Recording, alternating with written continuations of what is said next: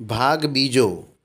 ઘણા મિત્રોને એ પ્રશ્ન થતો હોય છે કે ગુરુ કરવા કે ન કરવા, કરવા તો કોને કરવા, શું ગુરુ વિના મુક્તિ નથી, સાચા ગુરુને કેવી રીતે ઓળખવા, સાચા ગુરુના શા લક્ષણો હોય છે, ગુરુ કોણ થઈ શકે, ગુરુના વચનનું શું મહત્ત્વ છે, શું ભગવદ્ પ્રાપ્તિ માત્ર ગુરુને જ આધીન છે, સાચા શિષ્યના લક્ષણો શા હોય છે, વગેરે વગેરે. પરમ વંદનીય, પરમ વિદ્વાન, સનાતન ધર્મના સમગ્ર શાસ્ત્રોના જ્ઞાતા, ટીકાકાર, શ્રીમદ્ ભગવદ્ ગીતાજી ઉપર શ્રેષ્ઠતમ ટીકા લખનાર એવા સદગુરુ સ્વામી શ્રી રામસુખદાસજીએ આ બધા જ પ્રશ્નોનો ઉત્તર ખૂબ જ સરળ, અનુભવસિદ્ધ અને સચોટ આપ્યો છે. તે આપની સમક્ષ 5 ભાગમાં મૂકવાનો અહીં પ્રયત્ન કરાયો છે, જેનાથી મુમુક્ષુઓ, સાધકો, ભક્તો અને દરેક ધર્મની વ્યક્તિના જીવનમાં દીવાદાંડી સમાન પથદર્શક બનીને રહેશે. અહીં આપની સમક્ષ દ્વિતીય ભાગ પ્રસ્તુત કરાયો છે. ગુરુના વચનનું મહત્ત્વ. ગુરુ બનાવવાથી કલ્યાણ નથી થતું, પરંતુ ગુરુની વાત માનવાથી કલ્યાણ થાય છે. કેમ કે ગુરુ શબ્દ હોય છે, શરીર નહીં. જો તું ચેલા દેહ કો દેહ ખેહ કી ખાન, જો તું ચેલા શબ્દ કો શબ્દ બ્રહ્મ કર્મા. ગુરુ શરીર નથી હોતા અને શરીર ગુરુ નથી હોતું. ન મર્ત્ય બુદ્ધયા સુયેત શ્રીમદ્ ભાગવતમાં કહ્યું છે. એટલા માટે ગુરુ કદી મરતા નથી. જો ગુરુ મરી જાય તો ચેલાનું કલ્યાણ કેવી રીતે થશે? શરીરને તો અધમ કહેવામાં આવે છે. માનસ કહે છે, છિતિ જલ પાવક ગગન સમીરા, પંચ રચિત અતિ અધમ શરીરા. જો કોઈનું હાડ માંસમય શરીર ગુરુ હોય છે તો તે અધમ હોય છે, કાલનેમી હોય છે. એટલા માટે ગુરુમાં શરીર બુદ્ધિ કરવી અને શરીરમાં ગુરુ બુદ્ધિ કરવી અપરાધ છે. સંત એકનાથજીના ચરિત્રમાં આ વાત ઘણી વિશેષતાથી મળે છે. શાસ્ત્રની પ્રક્રિયા મુજબ પહેલાં તીર્થયાત્રા કરવામાં આવે છે, પછી ઉપાસના કરવામાં આવે છે, પછી જ્ઞાન થાય છે. પરંતુ એકનાથજીના જીવનમાં ઊંધો ક્રમ મળે છે. તેમને પહેલાં જ્ઞાન થયું, પછી તેમણે ઉપાસના કરી અને પછી ગુરુજીએ તીર્થયાત્રાની આજ્ઞા આપી. જ્યારે તેઓ તીર્થયાત્રામાં હતા ત્યારે તેમના ગામ પૈઠણનો એક બ્રાહ્મણ તેમના ગુરુજીની પાસે દેવગઢ પહોંચ્યો અને બોલ્યો કે મહારાજ, તમારે ત્યાં જે એકનાથ હતા તેમના દાદા દાદી ઘણા ગરડા થઈ ગયા છે અને એકનાથને યાદ કરે છે. તે એકનાથને યાદ કરી કરીને રડી રહ્યા છે. ગુરુજીને આ વાત સાંભળીને આશ્ચર્ય થયું. એકનાથ મારી પાસે આટલા વર્ષ રહ્યો, પણ તેણે પોતાના દાદા દાદીના વિષયમાં કદી કહ્યું જ નહીં. તેમણે એક પત્ર લખીને તે બ્રાહ્મણને આપ્યો અને કહ્યું, તે તીર્થયાત્રા કરતો જ્યારે પેઠણ આવશે ત્યારે તેને મારો આ પત્ર આપી દેજો. મેં કહ્યું છે એટલા માટે તે પેઠણ જરૂર આવશે. બ્રાહ્મણ પત્ર લઈને ચાલ્યો ગયો. ફરતા ફરતા જ્યારે એકનાથજી ત્યાં પહોંચ્યા તો તેઓ દાદા દાદીને મળવા ગામમાં ગયા નહીં, પરંતુ ગામની બહાર જ રહી ગયા. પેલા બ્રાહ્મણે જ્યારે એકનાથજીને જોયા ત્યારે તેમને ઓળખી લીધા અને તેમના દાદાજીના હાથ પકડીને તેમને એકનાથજીની પાસે લઈ ચાલ્યા. સંયોગથી એકનાથજી રસ્તામાં જ મળી ગયા. દાદાજીએ સ્નેહપૂર્વક એકનાથજીને ગળે લગાડ્યા અને ગુરુજીનો પત્ર કાઢીને કહ્યું કે આ તારા ગુરુજીનો પત્ર છે. આ સાંભળતા જ એકનાથજી ગદગદ થઈ ગયા. તેમણે કપડું પાથરીને તેના પર પત્ર મૂક્યો, તેની પરિક્રમા કરીને દંડવત પ્રણામ કર્યા. પછી તેને વાંચ્યો. તેમાં લખ્યું હતું કે એકનાથ, તું ત્યાં જ રહેજે. અને એકનાથજી ત્યાં જ બેસી ગયા. પછી જીવનભર ત્યાંથી ક્યાંય ગયા જ નહીં. ત્યાં જ મકાન બની ગયું. સત્સંગ શરૂ થઈ ગયો. દાદા દાદી તેમની પાસે આવીને રહ્યા. પછી કદી ગુરુજીને મળવા પણ ન ગયા.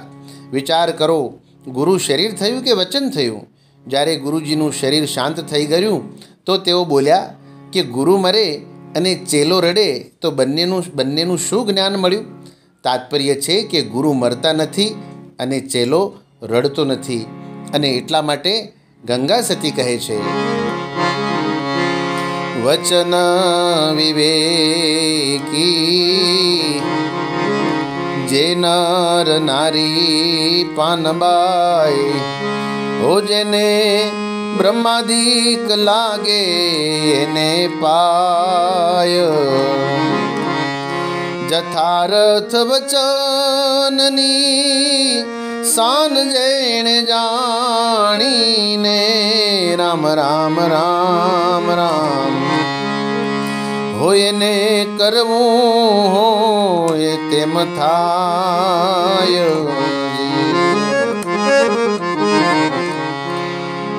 એકનાથજી ચરિત્રમાં જેવી ગુરુ ભક્તિ જોવામાં આવે છે તેવી બીજા કોઈ સંતના ચરિત્રમાં જોવામાં નથી આવતી. શ્રીમદ ભાગવતના 11 સ્કંદ પર તેમણે મરાઠીમાં જે ટીકા લખી છે તેના પ્રત્યેક અધ્યાયની શરૂઆતમાં તેમણે વિસ્તારથી ગુરુની સ્તુતિ કરી છે. આવા પરમ ગુરુભક્ત એકનાથજીએ ગુરુથી ચડિયાતા તેમના વચન એટલે કે આજ્ઞાને મહત્ત્વ દીધું હતું. ભગવાનથી લાભ ઉઠાવવાની 5 બાબતો છે. એક છે નામ જપ, બીજું છે ધ્યાન, ત્રીજું સેવા, ચોથું આજ્ઞાપાલન અને 5મું છે સંગ. પરંતુ સંત મહાત્માઓથી લાભ ઉઠાવવામાં 3 જ બાબતો મહત્ત્વની છે. એક છે સેવા, આજ્ઞાપાલન અને સંગ. એટલા માટે ગુરુનો નામ જપ અને ધ્યાન ન કરીને તેમની આજ્ઞાનું, તેમના સિદ્ધાંતનું પાલન કરવું જોઈએ. ગુરુના સિદ્ધાંત મુજબ પોતાનું જીવન બનાવવું જ વાસ્તવિક ગુરુ પૂજન અને ગુરુ સેવા છે. કારણ કે સંત મહાત્માઓને શરીર કરતાં પણ સિદ્ધાંત વહાલો હોય છે. સિદ્ધાંતની રક્ષા માટે તેઓ પ્રાણ પણ આપી દે છે, પણ સિદ્ધાંત નથી છોડતા. ગુરુ શરીર નથી હોતા, પરંતુ તત્વ હોય છે. તેથી સાચા ગુરુ પોતાનું પૂજન ધ્યાન નથી કરાવતા, પરંતુ ભગવાનનું જ પૂજન ધ્યાન કરાવે છે. સાચા સંત પોતાની આજ્ઞાનું પાલન પણ નથી કરાવતા, પરંતુ એમ જ કહે છે કે ગીતા, રામાયણ વગેરે ગ્રંથોની આજ્ઞાનું પાલન કરો. જે ગુરુ પોતાનો ફોટો આપે છે, તેને ગળામાં ધારણ કરાવે છે, તેની પૂજા અને ધ્યાન કરાવે છે, તેઓ દગો દેવાવાળા હોય છે. ક્યાં ભગવાનનું ચિન્મય પવિત્ર શરીર અને ક્યાં હાડ માંસનું જડ અપવિત્ર શરીર. જ્યાં ભગવાનની પૂજા થવી જોઈએ ત્યાં હાડ માંસના પૂતળાની પૂજા થવી ઘણો ભારે દોષ છે. જેમ રાજાથી વેર કરવાવાળો તેનાથી વિરુદ્ધ ચાલવાવાળો રાજદ્રોહી હોય છે, એવી જ રીતે પોતાની પૂજા કરાવવાવાળા ભગવદ્દ્રોહી હોય છે. ગીતા પ્રેસના સંસ્થાપક, સંચાલક અને સંરક્ષક શેઠ શ્રી જયદયાલજી ગોયંદકાને એક સજ્જને કહ્યું કે અમે તમારો ફોટો લેવા ચાહીએ છીએ. તો તેમણે કહ્યું કે પહેલાં તમારા જોડા લાવીને મારા માથા પર બાંધી દો, પછી ફોટો લઈ લો. પોતાની પૂજા કરાવવી હું જોડા મારવા જેવું માનું છું. એકવાર શેઠજીએ એક સંતને પૂછ્યું કે તમે પુસ્તકોમાં તમારું ચિત્ર આપ્યા કરો છો, તમારા નામ, ચિત્ર વગેરેનો પ્રચાર કર્યા કરો છો, તો એનાથી તમારું ભલું થાય છે કે શિષ્યોનું ભલું થાય છે કે સંસારનું ભલું થાય છે? કોનું ભલું થાય છે? આ પ્રશ્નનો જવાબ આપવાનું તેમનાથી બનેલું નહીં. ગુરુ બનવાનો અધિકાર કોને છે?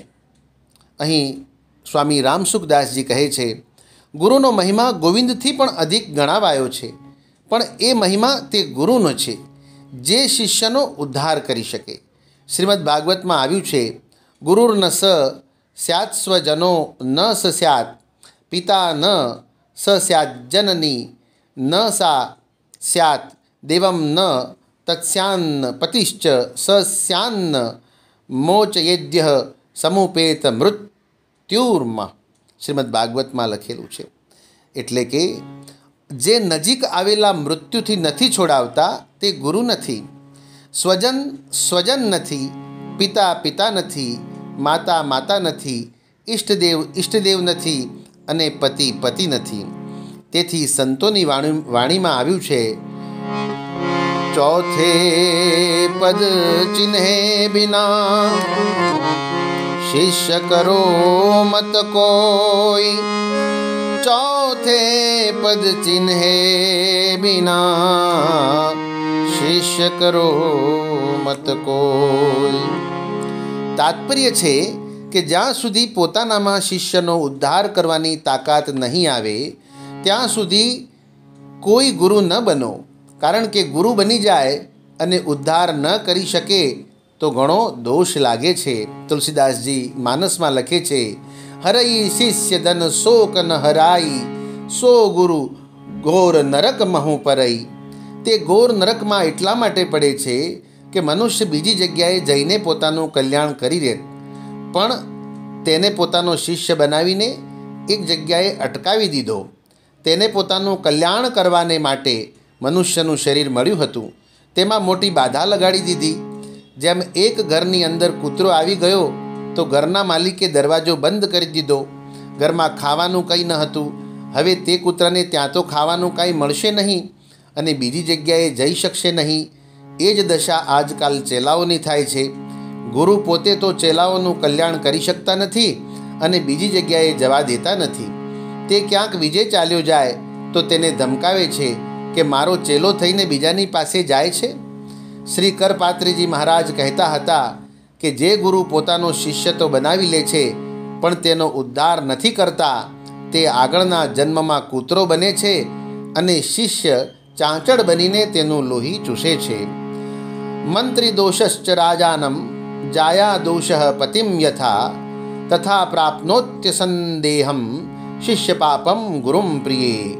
કુલાર્ણ વતંત્રમાં આવ્યું છે. જે રીતે મંત્રીનો દોષ રાજાને અને સ્ત્રીનો દોષ પતિને પ્રાપ્ત થાય છે, તે રીતે નિશ્ચય જ શિષ્યનું પાપ ગુરુને પ્રાપ્ત થાય છે. ગંધર્વ તંત્રમાં પણ એવું આવ્યું છે, દાપયેત સ્વકૃતમ દોષમ પત્ની પાપમ સ્વભર્તરી, તથા શિષ્યાર્જિતમ પાપમ ગુરુમાપનોતિ નિશ્ચિતમ. જેમ સ્ત્રીનો દોષ અને પાપ તેના સ્વામીને લાગે છે, તેવી જ રીતે શિષ્યએ કરેલું પાપ ગુરુને જરૂર લાગે જ છે. એક સંતના પૂર્વજન્મની સાચી ઘટના છે. પૂર્વજન્મમાં તેઓ એક રાજાના મંત્રી હતા.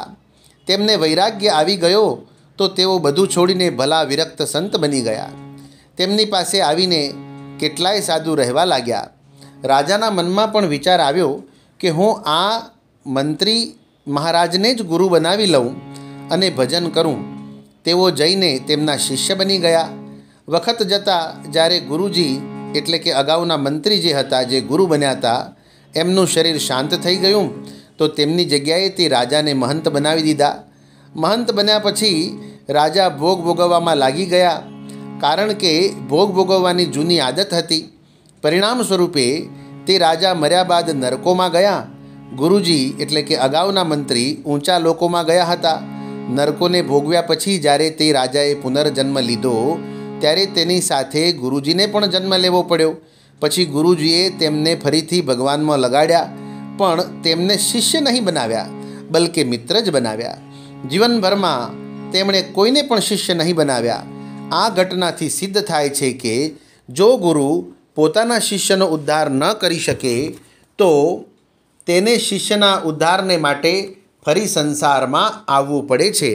એટલા માટે ગુરુ તેઓએ બનવું જોઈએ જે શિષ્યનો ઉદ્ધાર કરી શકે. આજકાલ ગુરુ ચેલાને ભગવાનની તરફ ન લગાવીને પોતાની તરફ લગાવે છે. તેમને ભગવાનના ન બનાવીને પોતાના બનાવે છે. એ ઘણો ભારે અપરાધ છે. પાપ અને અપરાધમાં ફરક હોય છે. પાપનું ફળ નરક વગેરે ભોગવવાથી પાપ નષ્ટ થઈ જાય છે, પણ જેનો અપરાધ કર્યો છે તેની પ્રસન્નતા વિના અપરાધ નષ્ટ નથી થતો. એટલા માટે અપરાધ પાપથી પણ વધારે ભયંકર હોય છે. એક જીવ પરમાત્મા તરફ જવા ચાહે છે, તેને પોતાનો ચેલો બનાવી લીધો તો હવે તે ગુરુમાં અટકી ગયો. હવે તે ભગવાનની તરફ કેવી રીતે જશે? ભગવાનની તરફ જવામાં અંતરાય પાડવાવાળા થઈ ગયા. ગુરુ તો તે છે જે ભગવાનની સન્મુખ કરી દે છે, ભગવાનમાં શ્રદ્ધા વિશ્વાસ કરાવી દે છે. જેમ હનુમાનજીએ વિભીષણનો વિશ્વાસ પોતાનામાં ન કરાવીને ભગવાનમાં કરાવ્યો હતો. તુલસીદાસજીએ માનસમાં સુંદરકાંડમાં લખ્યું છે, સુનહુ વિભીષણ પ્રભુ કે રીતિ, કરહી સદા સેવક પર પ્રીતિ, કહુ કવન મેં પરમ કુલીના, કપિ ચંચલ સબહી વિધિહીના, प्रात ले जो नाम हमारा, तेहि दिन ताहि न मिले आहारा। असमय अदम सखा सुनो मोहु पर रघुबीर। किन्हि कृपा सुमिरी गुण भरे बिलोचन नीर। मंगल भवनय मंगलहारी द्रवहु सुदशरथ जिर बिहारी। શ્રી શરણાનંદજી મહારાજે લખ્યું છે, જે ઉપદેશક પ્રભુ વિશ્વાસની જગાએ પોતાના વ્યક્તિત્વનો વિશ્વાસ અપાવે છે અને પ્રભુ સંબંધને બદલે પોતાના વ્યક્તિત્વની સાથે સંબંધ જોડવા દે છે, તેઓ ભયંકર અનર્થ કરી રહ્યા છે. વ્યક્તિમાં શ્રદ્ધા વિશ્વાસ કરવાને બદલે ભગવાનમાં શ્રદ્ધા વિશ્વાસ કરવાથી વધારે લાભ થશે, જલ્દી લાભ થશે અને વિશેષ લાભ થશે. એટલા માટે જે ગુરુ પોતાનામાં વિશ્વાસ કરાવે છે, પોતાની સેવા કરાવે છે, પોતાના નામનો જપ કરાવડાવે છે, પોતાના રૂપનું ફોટાનું ધ્યાન કરાવડાવે છે, પોતાની પૂજા કરાવે છે, પોતાનું એઠું આપે છે, પોતાના ચરણ ધોવડાવે છે, તે પતનની તરફ લઈ જવાવાળું છે. તેનાથી સાવધાન રહેવું જોઈએ. ભગવાનનો જ અંશ હોવાના કારણે મનુષ્ય માત્રનો સદાથી જ ભગવાનની સાથે ઘનિષ્ઠ સંબંધ છે. આ સંબંધ સ્વતઃ સ્વાભાવિક છે, બનાવટી નથી. પરંતુ ગુરુ સાથે જોડવામાં આવેલો સંબંધ બનાવટી હોય છે.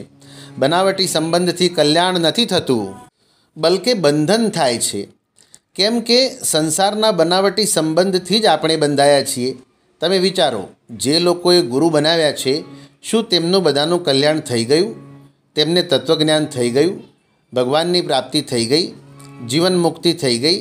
કોઈને થઈ હોય તો ઘણા આનંદની વાત છે, પણ અમને વિશ્વાસ નથી થતો. એક તો તે લોકો છે જેમણે ગુરુ બનાવ્યા છે, અને બીજા તે લોકો છે જેમણે ગુરુ નથી બનાવ્યા. પણ સત્સંગ કરે છે, તે બંનેમાં તમને શું ફરક દેખાય છે? વિચારો કે ગુરુ બનાવવાથી વધારે લાભ થાય છે કે સત્સંગ કરવાથી વધારે લાભ થાય છે? ગુરુજી આપણું કલ્યાણ કરી દેશે એવો ભાવ હોવાથી પોતાના સાધનમાં ઢીલાશ આવી જાય છે. એટલા માટે ગુરુ બનાવવાવાળાઓમાં જેટલા રાગ દ્વેષ જણાય છે, તેટલા સત્સંગ કરવાવાળાઓમાં નથી જણાતા.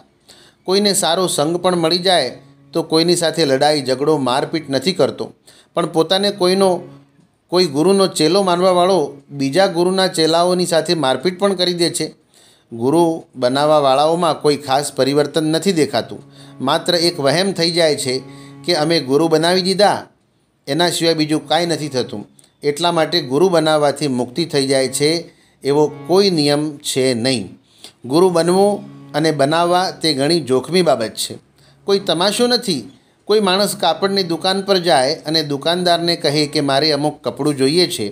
દુકાનદાર તેનાથી કાપડની કિંમત તો લઈ લે, પણ કાપડ નહીં આપે તો શું આ યોગ્ય છે? જો કાપડ આપી શકતા ન હો તો કિંમત કેમ લીધી? અને કિંમત લીધી તો કાપડ કેમ નહીં દીધું? એવી જ રીતે શિષ્ય તો બનાવી લે, ભેટ પૂજા લઈ લે અને ઉદ્ધાર નહીં કરે તો શું એ યોગ્ય છે? પહેલાં ચેલા બની જાઓ, ઉદ્ધાર પછી કરીશું, એ તો ઠગાઈ છે. પોતાનું પૂજન કરાવી લીધું, ભેટ લઈ લીધી, ચેલો બનાવી લીધો અને ભગવત પ્રાપ્તિ નહીં કરાવી તો પછી તમે ગુરુ કેમ બન્યા? ગુરુ બન્યા છો તો ભગવત પ્રાપ્તિ કરાવો, અને નહીં કરાવો તો તમને ગુરુ બનવાનો કોઈ અધિકાર નથી. જો ચેલાનું કલ્યાણ કરી શકતા નથી તો તેને બીજી જગ્યાએ જવા દો. ખુદ કલ્યાણ નથી કરી શકતા તો પછી તેને રોકવાનો શું અધિકાર છે? ખુદ કલ્યાણ કરતા નથી અને બીજી જગ્યાએ જવા દેતા નથી તો બિચારા શિષ્યનો તો નાશ કરી દીધો ને. તેનો મનુષ્ય જન્મ નકામો કરી દીધો. હવે તે પોતાનું કલ્યાણ કેવી રીતે કરશે? એટલા માટે બને ત્યાં સુધી ગુરુ શિષ્યનો સંબંધ નહીં જોડવો જોઈએ. ગુરુ શિષ્યનો સંબંધ જોડ્યા વિના સંતની વાત માનશો તો લાભ થઈ જશે, અને નહીં માનશો તો નુકસાન નહીં થશે. સારાંશ એ છે કે ગુરુ શિષ્યને સંબંધ ન જોડવામાં લાભ જ લાભ છે, નુકસાન નથી. પરંતુ ગુરુ શિષ્યનો સંબંધ જોડશો તો વાત નહીં માનવાથી નુકસાન થશે. કારણ કે જો ગુરુ અસલી હોય અને તેમની એક વાત પણ ટાળી દો, તેમની આજ્ઞા ન માનો, તો તે ગુરુનો અપરાધ થાય છે. તેને ભગવાન પણ માફ નથી કરી શકતા.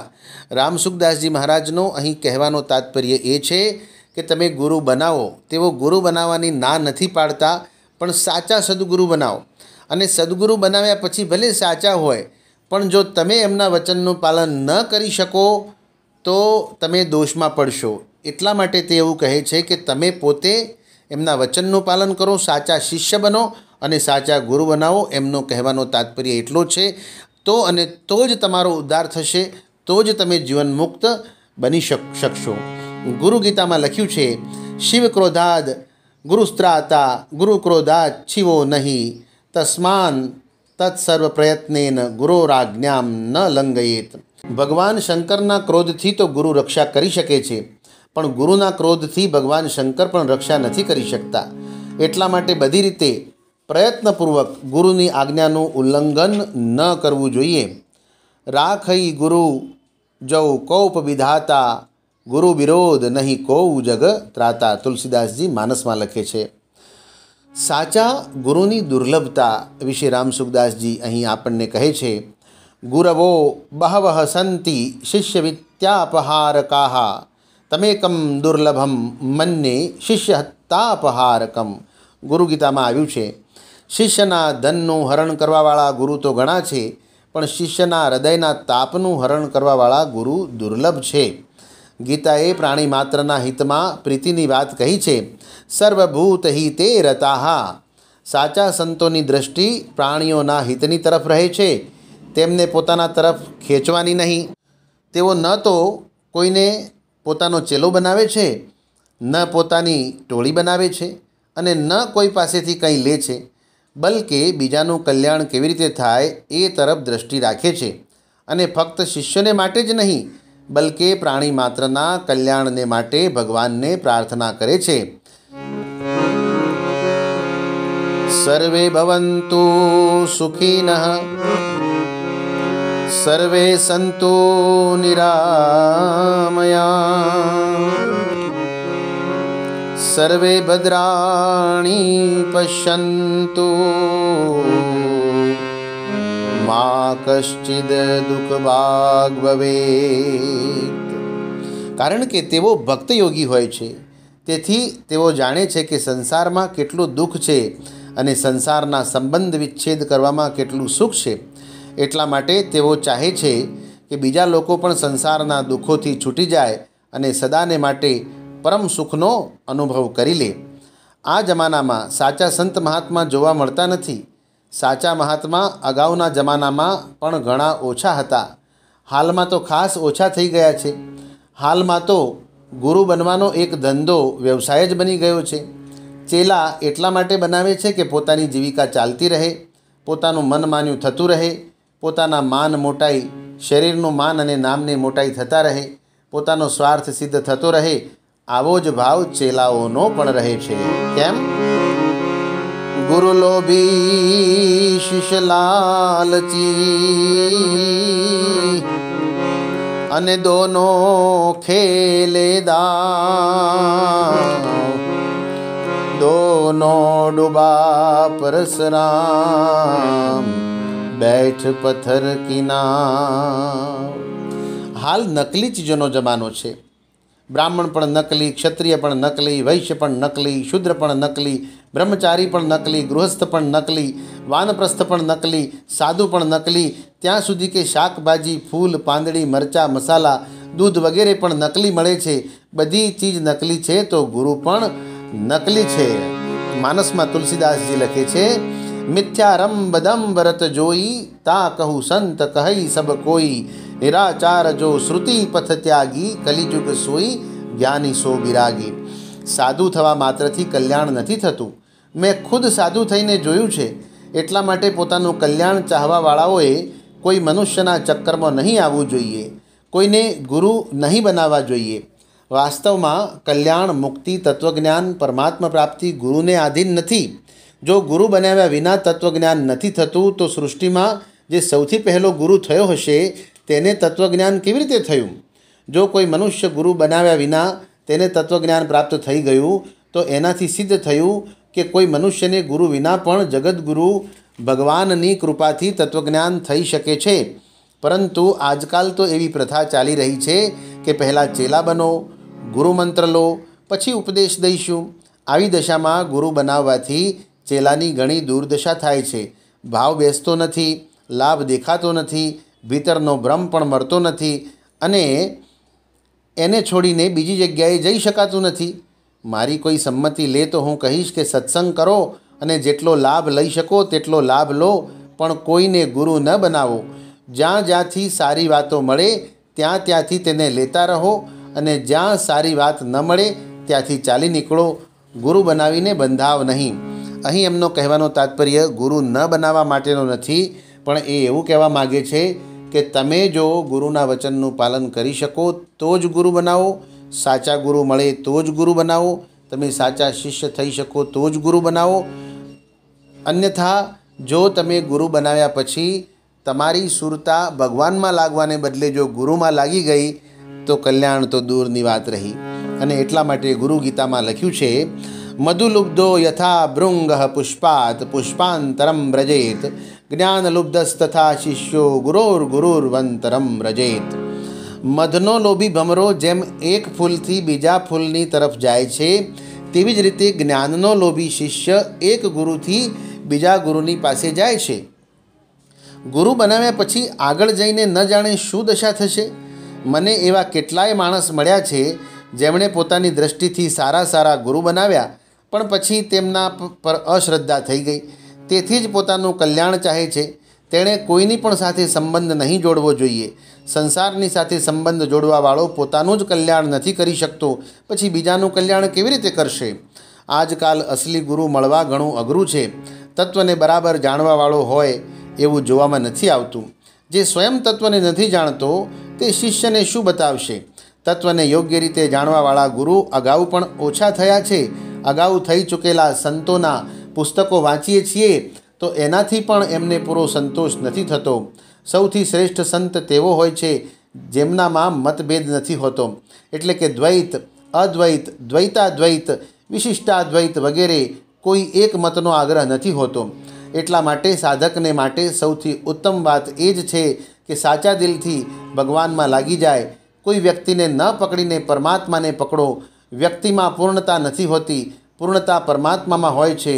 આપણે સાચા દિલથી પરમાત્માની સન્મુખ જઈએ તો તેઓ યોગ, જ્ઞાન, ભક્તિ સર્વ કાંઈ દઈ દે છે. તો અહીં રામસુખદાસજી મહારાજે આપણને ભાગ બીજામાં જે વાત સમજાવી છે એની રજૂઆત આપની સમક્ષ કરી છે. ભાગ ત્રીજો સાંભળવા માટે ચેનલને સબસ્ક્રાઈબ કરવા વિનંતી.